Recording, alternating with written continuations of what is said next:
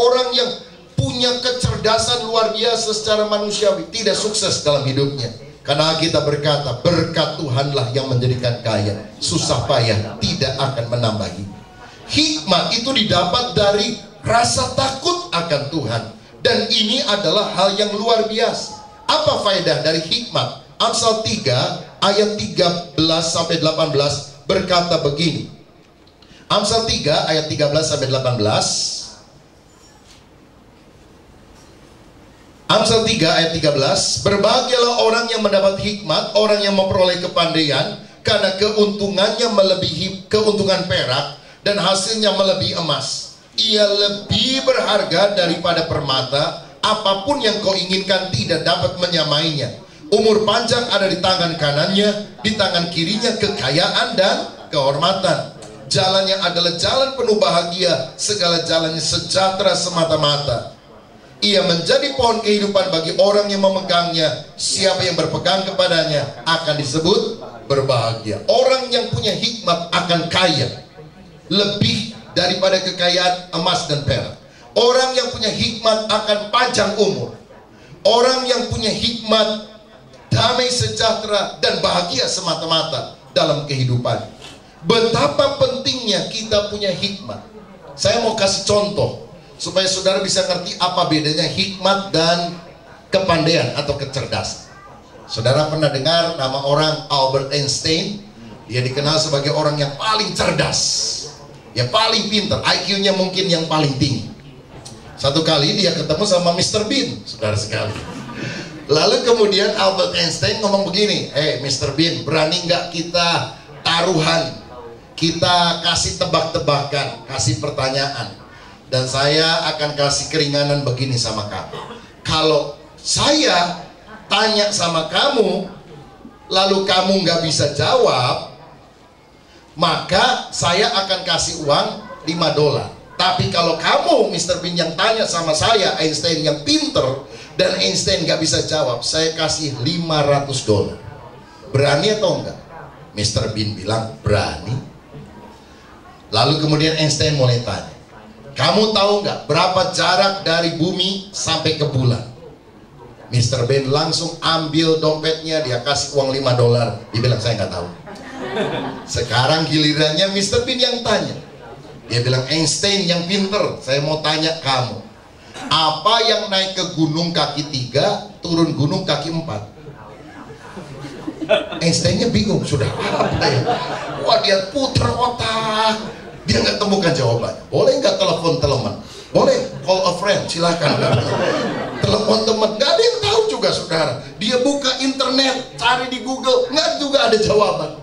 Lalu setelah sejam lebih keringetan, waduh, dia bilang, aduh saya nggak tahu deh, sorry. Dia kasih uang $500. Lalu kemudian saking penasaran, Einstein tanya, ngomong-ngomong saya pengen tahu apa sih jawabannya naik gunung kaki 3, turun gunung kaki 4. Dan Mr. Bean angkat dompetnya, dia kasih $5. Saya juga nggak tahu. Tapi dia udah cuan, saudara sekalian, $490. Nah, itu beda antara pintar dan berhikmat. Tuhan ingin kita bukan sekedar pintar, tapi punya hikmat. Hikmat itu memberikan terobosan-terobosan yang tidak pernah kita pikirkan di dalam kehidupan. Nah, saudara sekalian, karena itulah mari kita hidup takut akan Tuhan. Karena orang yang takut akan Tuhan ada hikmat. Ketika kita memahami prinsip-prinsip firman Tuhan, hikmat Allah akan menuntun kita. Bagaimana supaya kita bisa menjadi pria yang saleh. Semuanya ada di dalam hikmat firman Allah.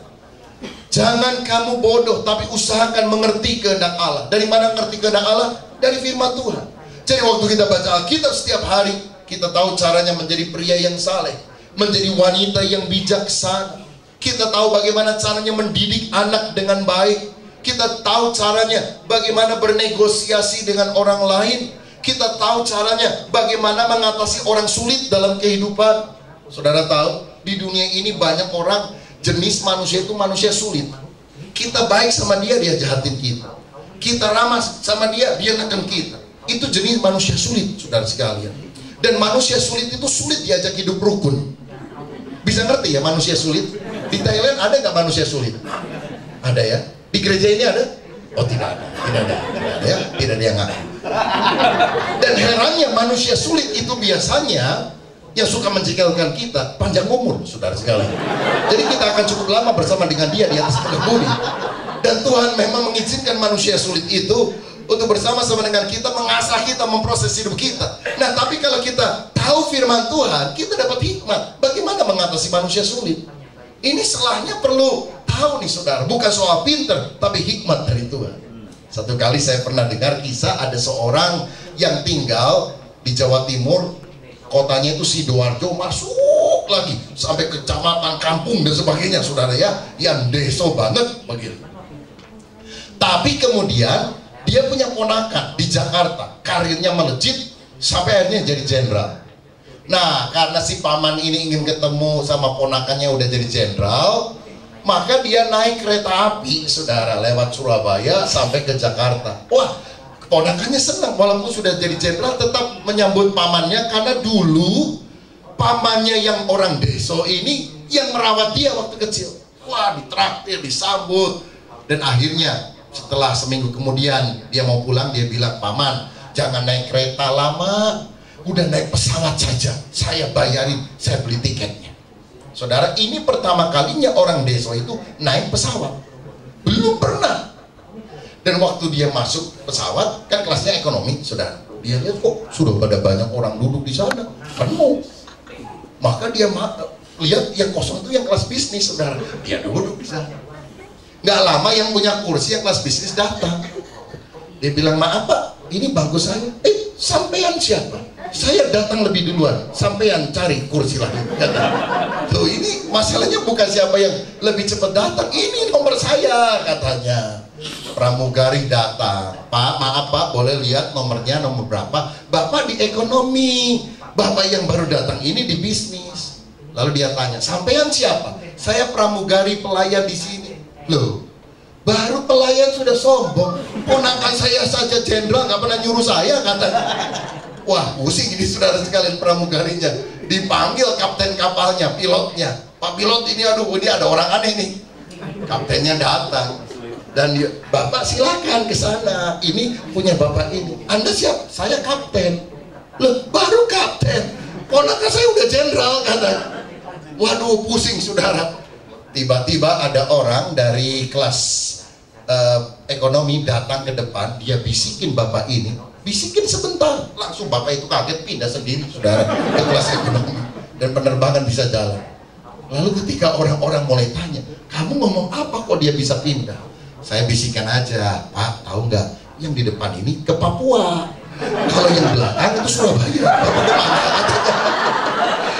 "Oh, saya Surabaya." "Surabaya belakang Pak, nanti nyasar ke Papua." Wah, saudara sekalian, langsung cepat pindah. Saya mau katakan, untuk menghadapi orang sulit itu, waduh, repot. Kita makin ngotot, dia tambah ngotot, ya, ngotot dengan kebodohannya, kan repot juga kita. Ini kalau debat kusir juga, ya perlu ada hikmat, wisdom dari Tuhan. Dan keluarga yang berbahagia adalah keluarga yang punya hikmat.